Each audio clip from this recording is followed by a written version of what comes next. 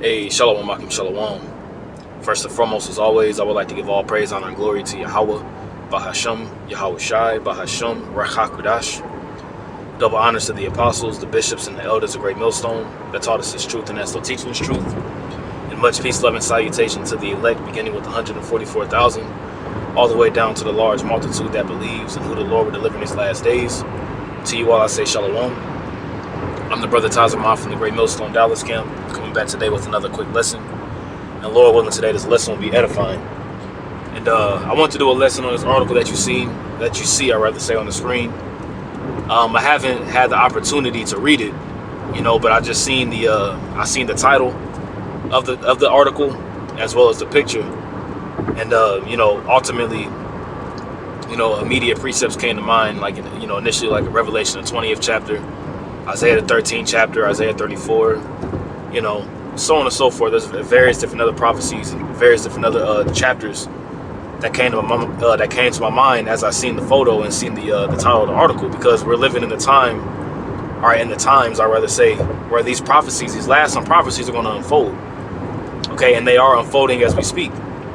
Okay, you have all hell getting ready to break loose. Civil unrest going on here in America as well as these various different nations. And then you have the mandatory implementation of the MOTB. Okay, which that's the next major prophecy that we have our eyes and our radar on, because we understand and know once the MOTB is fully mandated, that's when the Lord is going to ultimately bring forth the judgment of World War III. All right, and I'd rather say when World War III actually turns into a hot war. Okay, because World War III has already pretty much started, but it hasn't really gotten to the point to where missiles started flying yet. And once that MOTB is made mandatory, all right, that's going to be a clear sign for us, those of us that are in the know, and those of us that have the understanding that the Lord is getting ready to destroy this place. And He's going to use Russia, China, Iran, okay,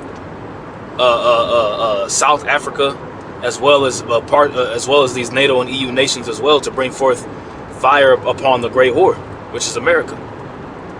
Okay, so we're going to read this article. And I pray that Yahweh Bashim Shai provides me with the precepts necessary to make this lesson edifying. So the title reads, it says, "The Russians are about to lower their threshold for nuking the West. What does that mean for us?" Okay, and that's really the Lord ultimately putting the hooks back into the jaws of Gog and Magog, getting them into that warlike spirit, which they've been in this spirit, I'd rather say, for really, like, I'll say heavily for like the past 10 to 15 years. You've been seeing Russia more and more prominent on the news, okay, because the Lord is going to use these Russians, which is Gog and Magog, which is Gog from the land of Gog, okay, to bring forth judgment upon the beast. All right, yeah, well, really the beast, right? This is Ezekiel chapter 38, verse I'm going to jump around in this chapter. This is Ezekiel 38, verse 1. It says, "And the word of Yahweh came unto me, saying, Son of man, set thy face against Gog, the land of Magog, the chief prince of Meshach, the chief prince," which, when you get that word Russia, is Ra'asha, which literally means chief prince. Well, this is talking about Russia in the spirit. All right, it says, "The chief prince of Meshach and Tubal, and prophesy against him, and say, Thus saith the Lord Yahweh, Behold, I am against thee, O Gog, the chief prince of Meshach and Tubal, and I will turn thee back and put hooks into thy jaws." Now, what does it mean to put hooks into the jaws of someone? Okay, well, let's get the Hebrew here. It says, "I will turn thee back." That word, turn back, is shawab. "I will turn thee back and put hooks into thy jaws." That word hook is chak. Okay, I'll put hooks into thy jaw. And it says in jaws of crocodile, metaphor of Pharaoh. Go down here, hook or ring. It says hook, ring, and nose of captives. So when you put a hook in somebody's jaw, or you put a hook or a ring in somebody's nose, it's letting you know that person is captive unto you. You see, because the Lord ultimately is the one that's controlling these various different nations to do what they're doing upon the planet Earth. Okay, it's really Yahweh Bashim Shai is doing when it's all said and done. As the scripture says, what is that in Psalm Psalm 75, I want to say it is. It's Psalm 75 and 8. It's either 75 or 8 or 78 and 5. One of those. Let me see. Right, this is Psalm 75, verse 6. It says, "For promotion cometh neither from the east, nor from the west, nor from the south. But the Most High, Yahweh Bahashem Yahweh Shai, is the judge. He putteth down one and setteth up another." You see, so the Lord is the one that controls, you know, the movements of these different nations, the minds of these different kings, as it says in Proverbs 21. The king's heart is in the hand of the Lord. He turneth it whithersoever he will. Okay? So when you see these different nations rising up and, you know, doing particular things according to prophecy, we understand and know that it's Yahweh Bashem Yahweh Shah ultimately at the end of the day, bringing forth the actions upon the planet Earth. Like the scripture says, through him, the actions are weighed. Okay? It says, back in verse 4, it says, "And I will turn thee back and put hooks into thy jaws, and will bring thee forth," right? "And all thine army, horses and horsemen, all of them clothed with all sorts of armor, even a great company with bucklers and shields, all of them handling swords." You see that? And those swords is going to be the various different weapons that are going to be used, which is ultimately going to be the ICBM thermonuclear missiles, man. Which these missiles that they have now, you know, they have the technology to, you know, a missile can be shot from a silo in Russia, and it could reach America in pretty much under 30 minutes, man. You know, and then the missiles, the magnitude and the power of these missiles that they got now, you know, they could do some massive damage, man. That's why the scripture says that, you know, in Isaiah the 9th chapter, that this war is going to be with burning and fuel of fire, man. Okay, so it says, "If you are determined to push a bear into a corner," which that's Russia's emblem is a bear. And when you read in Revelation 13 chapter, it says that the beast had the feet of a bear, letting you know that this is how this beast system is going to fall. It's going to fall through the Lord using Russia, chiefly. All right, as well as its allies. So it says, "If you are determined to push a bear into a corner, you better know what you're doing." It says right now, Ukraine is begging the Biden administration to allow it to use long-range missiles provided by the United States to strike targets deep inside of Russia. Because ultimately, what would that do? If they use long-range missiles, all right, that were provided by the United States to shoot into Russia, that can pretty much be looked at as an attack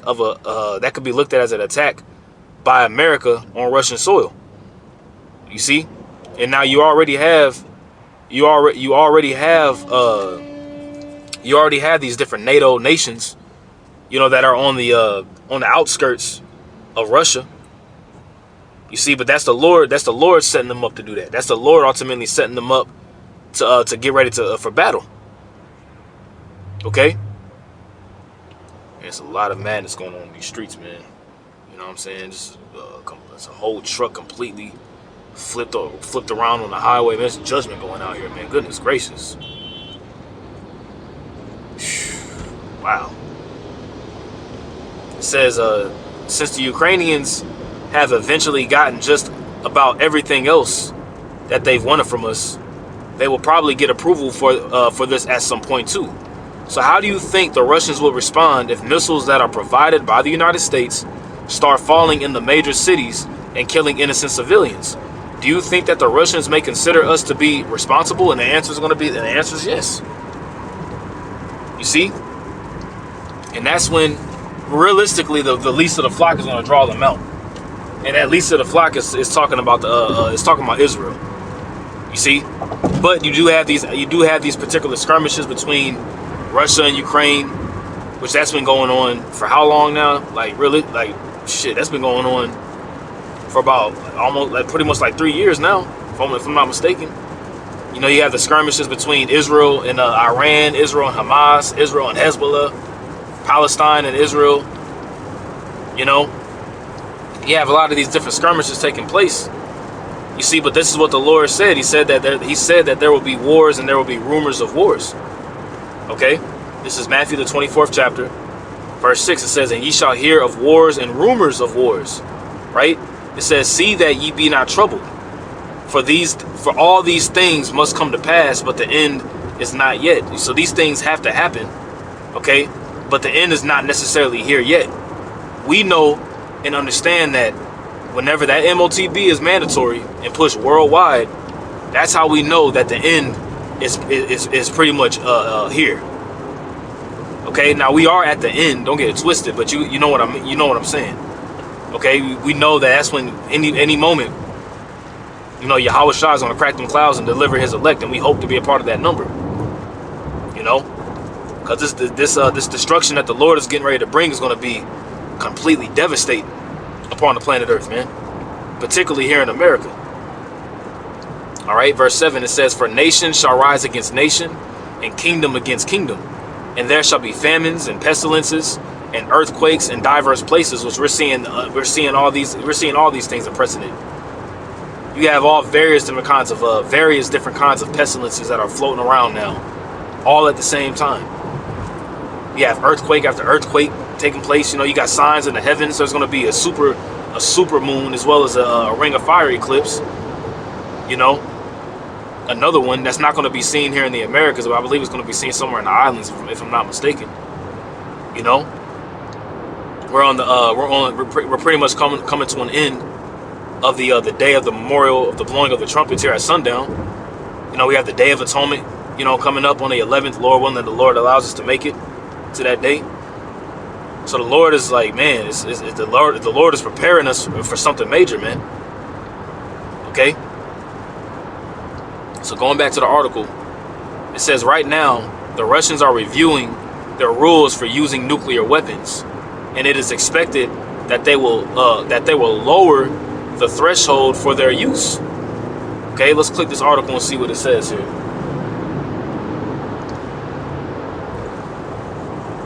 It says Vladimir Putin threatens World War III as he reveals plan that he could lower threshold for using nukes. Okay, and that's in the nuclear missiles, that these nuclear missiles that are being created, the Sarmat 2, which is the Sarmat missile, also known as the Satan 2. You know, the Cesar bomb. You know, all these particular weapons that these nations are making. That's really the Lord making these weapons. It's the Lord putting it in their minds to make these weapons, man. Okay, let's get that in Isaiah the 54th chapter. All right. This is Isaiah the 54th chapter, and whenever it loads up, which I've been having issues, it's been a lot. I don't know any other brothers, you know, have been experiencing this, but man, Blue Letter has been bugging out lately, a whole lot more than usual. All right, so this is Isaiah 54, verse 16. It says, "Behold, I have created the smith that bloweth the coals in the fire." All right, the smith that bloweth the coals in the fire. All right, you would have an ancient blacksmith. All right, that will build weapons. They will build spears. They will build swords. They will build shields, darts, arrows, and things of that nature. And they would that's what their job was. They were called smiths. So it says, "Behold, I have created the smith that bloweth the coals in the fire, and that bringeth forth an instrument for his work.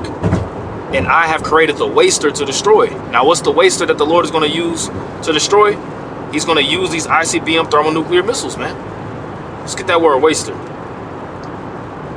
All right, that word waster is shachath. Okay, I've created the waster to destroy. Okay, and that word waster here says destroyer. You know, destroyer.